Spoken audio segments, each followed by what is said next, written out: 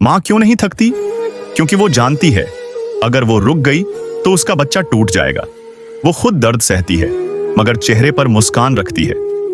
भूखी रहकर भी हमें खिलाती है, थककर भी हमें सुलाती है। माँ, तू सच में फरिश्ता है जिसे खुदा ने हमारे लिए भेजा है। अगर तुम्हारी माँ जिंदा है तो शुक्र करो उस खुदा का, क्योंकि माँ जैसी दौलत दुनिया में कहीं नहीं मिलती। देखते हैं अपनी माँ के लिए कौन कौन इस वीडियो को लाइक और सब्सक्राइब करता है।